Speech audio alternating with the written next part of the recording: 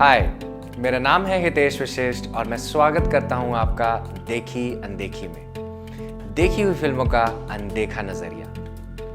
देखी अनदेखी की दूरबीन से आज हम बात करेंगे जिसका लेखन और निर्देशन किया है गौरी शिंदे ने और जिसमें शशि का किरदार निभा रही हैं लेजेंडरी एक्ट्रेस श्रीदेवी जी। परफेक्ट शशि सबका ख्याल रखती हैं, अपने पति के प्रति अपना धर्म, अपना माँ होने का धर्म और एक बहू होने का धर्म, हर धर्म को वो बाखूबी निभाती हैं। अपनी सारी जिम्मेदारियों के बीच शशि अपने भीतर एक अपने शौक को जगाए हुए है और वो है लड्डू बनाने का। शशि के जीवन में सब कुछ अच्छा है, कमी है इंग्लिश भाषा को ना जानने की, जिसकी वजह से वो अपने परिवार और सोसाइटी में रहते हुए भी खुद को अकेला महसूस करती हैं।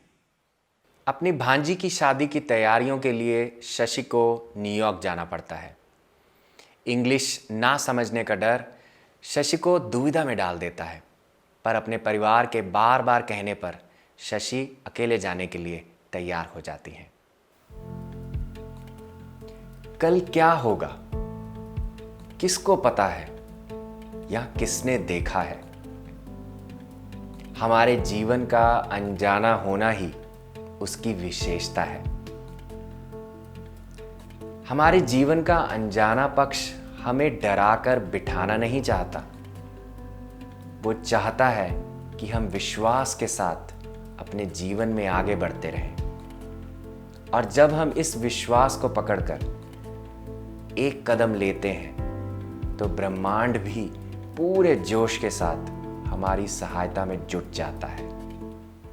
यही सहायता शशि के जीवन में एंट्री करती है उन लोगों की और घटनाओं की जो उनको प्रेरित करते हैं अपनी कमियों से उभरने की। जैसे फ्लाइट में एक अजनबी से मिलना और बेशक, बेफिक्र और बिंदास होने का संदेश लेना। दूसरी सहायता होती है शशि के जीवन में एक घटना के रूप में, जहां वो प्रोत्साहित होती हैं इंग्लिश भाषा को सीखने के लिए। प्रश्न यह नहीं है कि ब्रह्मांड आपसे बात कर रहा है या नहीं, प्रश्न यह है कि आप उस संकेत को लेने के लिए तैयार हैं या नहीं। तो फिर क्या, शशि ने उन संकेतों को पकड़ा, अपनी कमर कसी और निकल पड़ी इंग्लिश क्लास की ओर। अपनी इंग्लिश क्लास में वो खुल के एक्सप्रेस कर पाती है। वो एक खास दोस्त भी बनाती है जो खुद एक फ्रेंच शेफ होते हैं। जिन लड्डू बनाने के काम को शशि छोटा समझती है, इस दोस्त के दृष्टिकोण से उसी काम के पीछे छुपी हुई कला को समझ पाती हैं। केवल भाषा ही कम्युनिकेट करने का साधन नहीं है।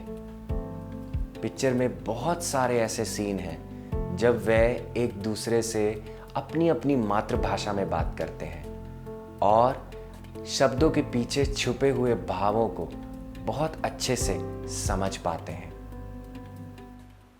क्लाइमेक्स में शशि को मौका मिलता है अपने पूरे परिवार और दोस्तों के सामने इंग्लिश में बात करने का, जिसके परिणाम स्वरूप वो ना ही केवल इंग्लिश की परीक्षा में बल्कि जीवन की परीक्षा में भी खरी उतरती हैं। तो कौन है जो आपके शब्दों को जीवित करता है? आपके भाव। अगर भाव नहीं तो शब्दों का कोई अस्तित्व नहीं। तो जाने से पहले मैं छोड़ूंगा आप सबको एक विचार के साथ। हमारे जीवन में हमारे शब्दों का क्या उद्देश्य है? हमारे शब्द केवल वार्तालाप के लिए नहीं बने हैं, हमारे शब्द बने हैं दूसरों को एम्पावर करने के लिए। हमारे शब्द बने हैं अपनी और दूसरों के भीतर की सुंदरता को निखारने के लिए। तो अगर हमारे शब्द इस उद्देश्य को पूरा नहीं कर पा रहे हैं, क्या उनको बोलना उचित होगा? सोचिएगा जरूर।